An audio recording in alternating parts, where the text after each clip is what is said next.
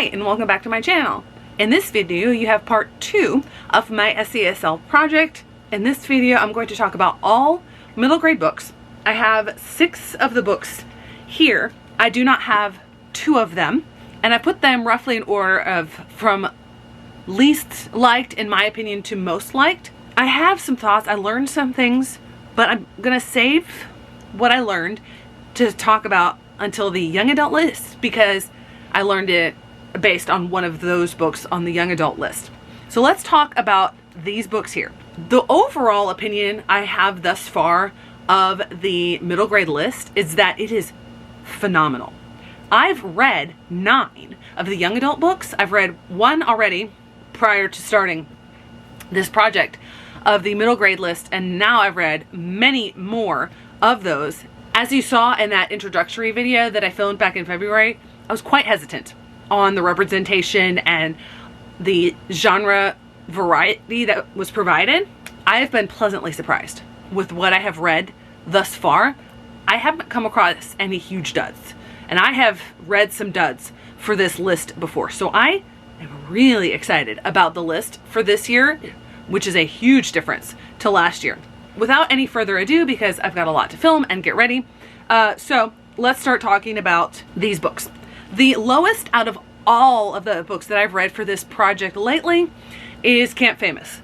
I don't remember what I rated it overall, probably a 3.5 stars. I think this is a decent summer camp type novel. It's not really the type of novel for me. In this, the main character, Anna, really struggles with trying to find friends. And she's really isolated at school, is having lots of issues, and she's wanted to go away to summer camp because she thought, if I can start brand new somewhere, meet completely different people, then I can really be myself, nothing's hanging over me, and I can make friendships. And she's been begging her parents to go to summer camp, and they've been saying no for a while.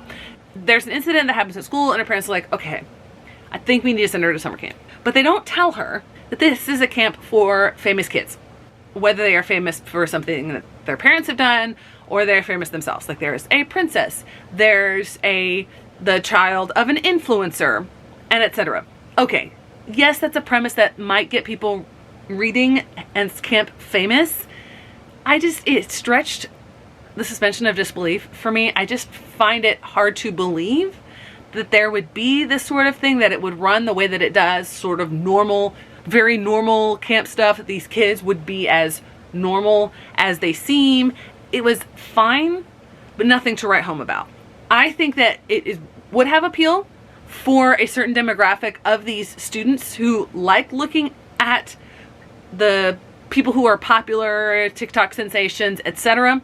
There wasn't a lot of diversity in the rep and the kids that were here. So I don't know necessarily that students at the Title I school where I used to work would ever pick this up. There might be a demographic at one of the other middle schools that I worked at that would pick this up, but it's just fine. Would this be one that I would not recommend at all? No, I think it's decent. Would this be one that I went out of my way to recommend? Also no, it's just fine. Next, we have one that also was a 3.5 stars for me, and that was more on personal taste. This was The Whispering Fog. This is one of those fantastical books that verges on horror, and that actually is surprisingly popular for a lot of middle grade and young adult students. I'm not one who prefers horror, and that's fine. There's something for everybody. In The Whispering Fog, the story is a retelling of the Snow White and Rose Red fairy tale. And I will admit, I do not know that fairy tale at all. I just know that it exists. You have 2 sisters who are colloquially Irish twins, 10, 11 months apart, and the older sister is Rose, and the younger sister is Neve. There's interesting personalities. The Rose character is very dominant, very brash. She's like very connected in almost a toxic way to her sister. The younger sister, the Snow White character, is very meek, very mild, doesn't usually really stand up for herself, but she's the one that has to sort of try to solve everything when Rose goes missing. There's this thing in the town where multiple young kids have gone missing, and then everybody seems to forget. And there are, for most of the book, it is niece's perspective. But towards the end, after Rose is taken by this fog, it's fantastical. I don't know if you can hear the yard work that my neighbor is doing. Sorry about that. There are a handful of perspectives from Rose after she's been taken, and that's where the horror part starts to come in, and it's fantastical horror. And like, I get that. I get why people would be drawn to that. I personally am not. So that was a turnoff for me, but it wasn't graphic. It wasn't overly done. It was fine. And also, I know I read the book. I know I finished the book. I cannot remember how it ends. I think that's a me problem, but also might be a book problem. Who knows? This one, again, was fine. Appeal, though, I think it would have a much higher appeal to students because of that horror aspect. Next we have, these are ones that I really liked, but they were four-star reads, high 4-star reads.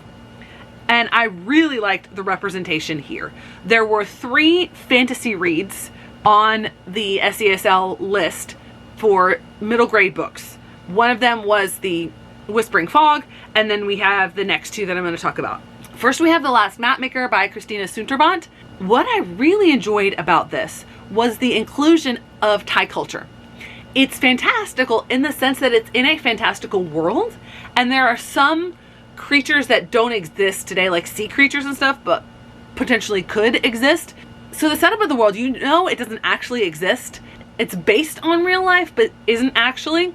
She is the daughter of a con man who is frequently drunk.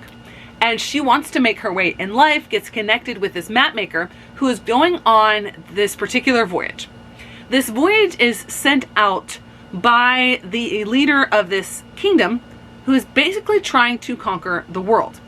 So think England sending out explorers to map and discover and claim certain areas. That's the idea that's going on here with this voyage. The map maker is working with the captain of this ship, a great niece or niece of the emperor, who actually doesn't want this to happen. She's been in war. She doesn't want to inflict that on people. It causes conflict. There's a lot in this book. It's a seafaring book. There's a little bit of survival. There's a teeny bit of magic put in there. And Sai, the main character, has to figure out where she falls in all of this. And I thought it was just very well done. The plot moves really fast. And I think if you dwelled on any of the parts in there and for an extended period of time, it wouldn't have worked.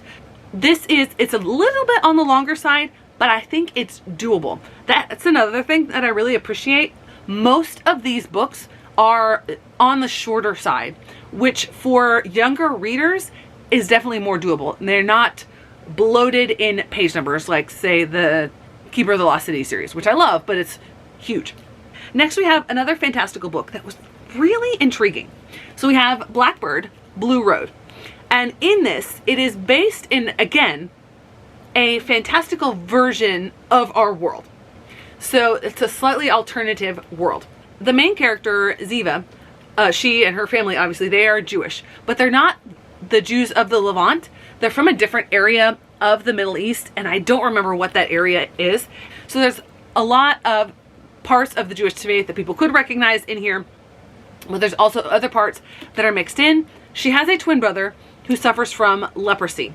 Leprosy is talked about a lot in the Bible and different things that you do when someone is diagnosed with leprosy and etc. And basically her brother is at the point of dying.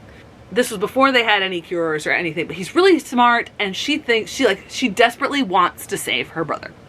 So she sets out on this quest basically to find a cure for her brother. And they end up trying to go to a city where it said that no one ever dies. And she wants to get there because she doesn't want her brother to die.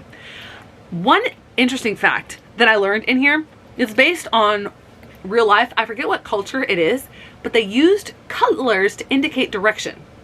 Hence you have things like the Red Sea and the Black Sea, which I've had so many students over the past 4 semesters teaching human geography. Why is it called the Black Sea? Is it black? You know what I mean? You know, real mature, you know, freshman. Anyway, when I was reading that, I was like, oh, that makes so much sense.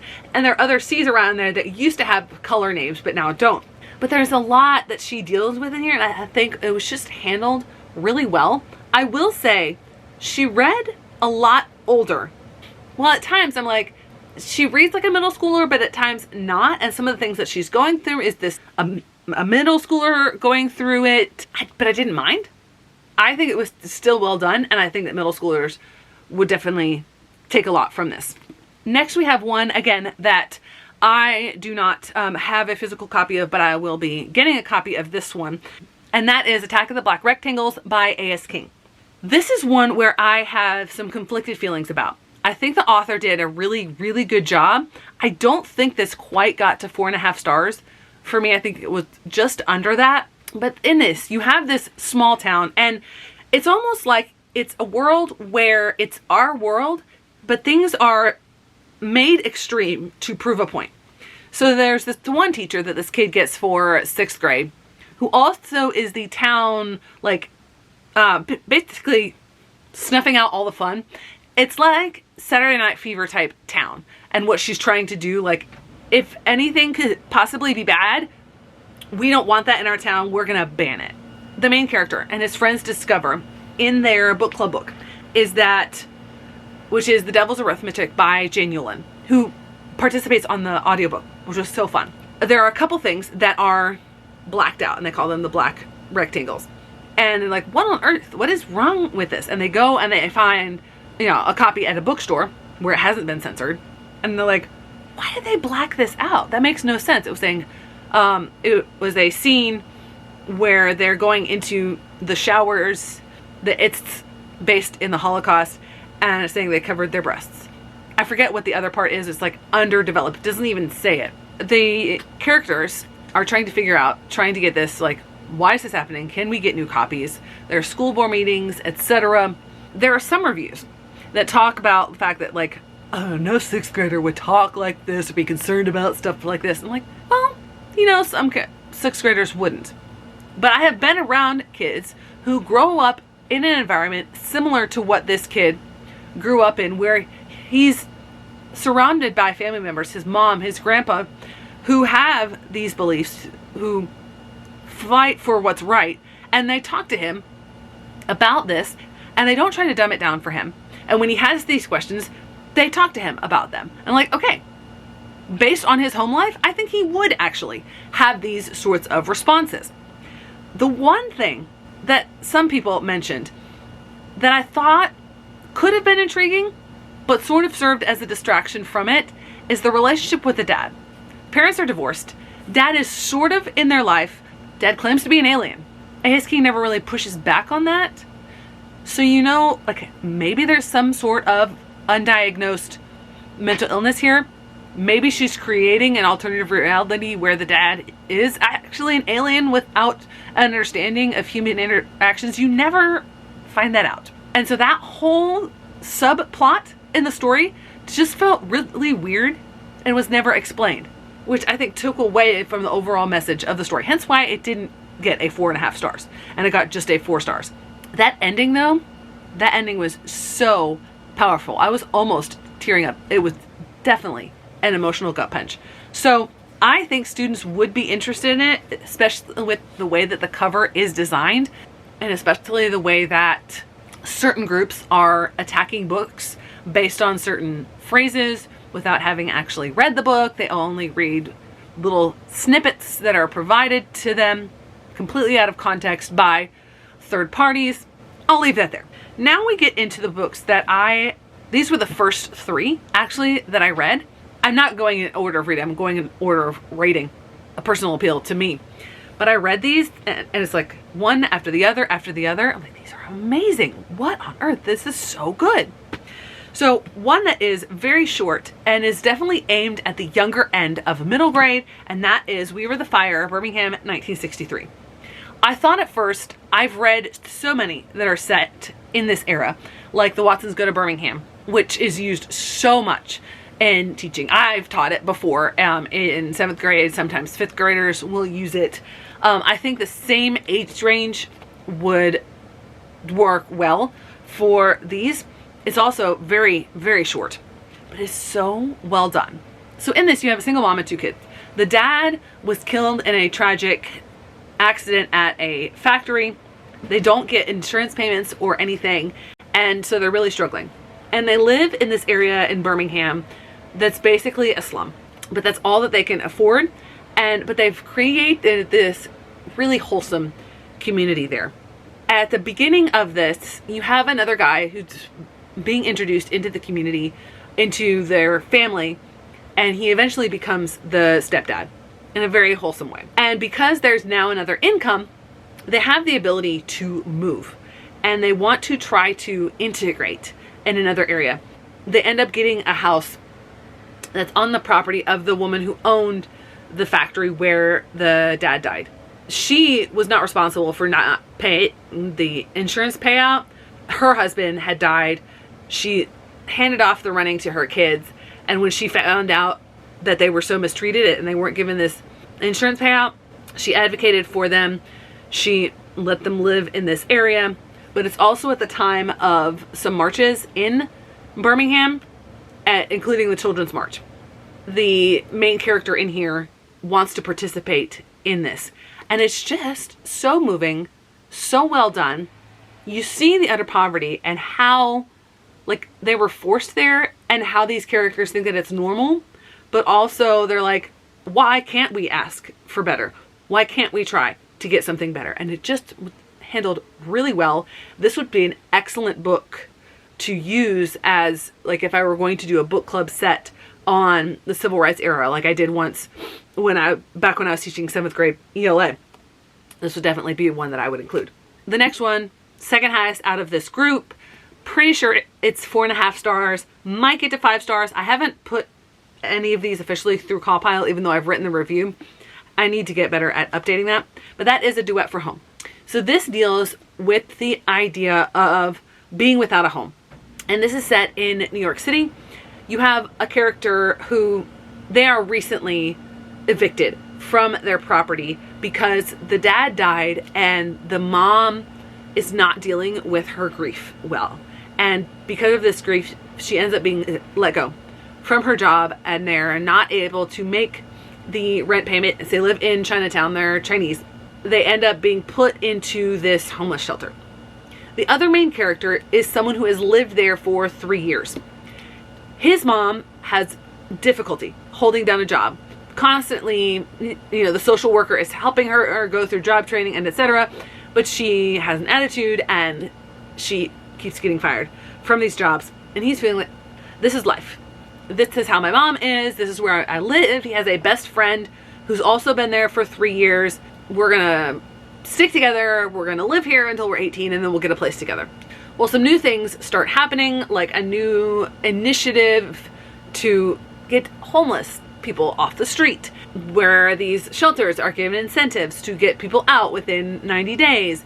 Instead of, like, the social worker in here, it's like, I don't want to do that because they're not ready.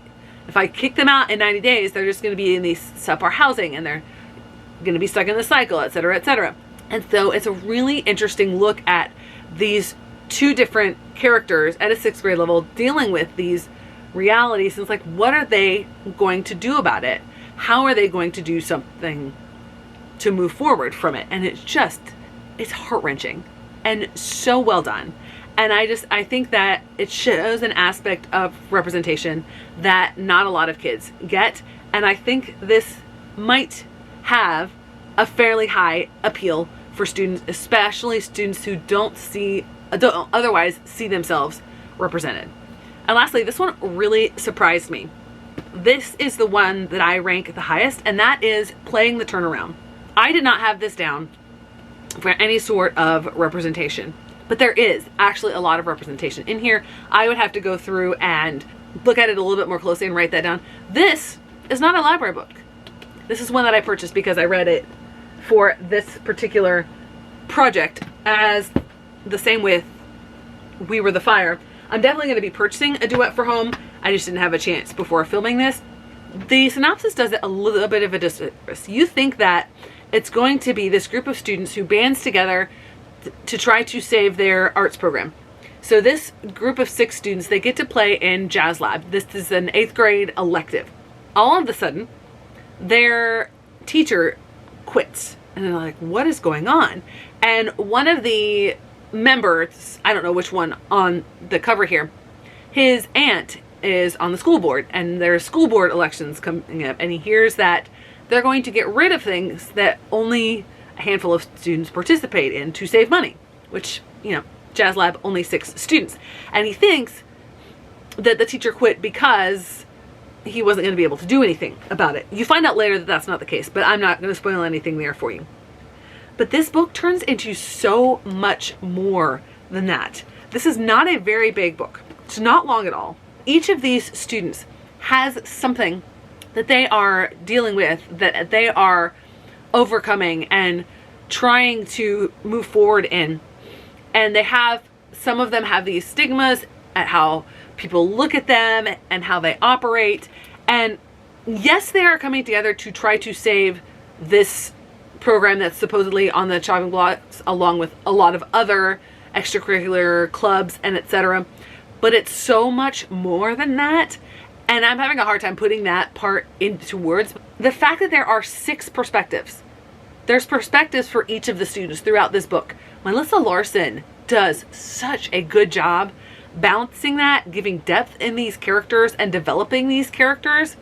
But the fact that there are 6 different perspectives, there's a chance for a huge number of students to see themselves represented in this book. It's just so well done, which is why it's my number 1 thus far out of this group that I've read. I think that Rain Rising, the one that I read prior to the start of reading for this project, is still my number 1 overall, with Playing the Turnaround being number 2. But overall, this was a really, really good group for this. I'm excited because there have been some other books that I have read. I will be able to film another update quite soon because I've just been trying to plow through these books. I'm really excited about what's on the list this year. Thanks so much for watching. I hope to see you in the next one.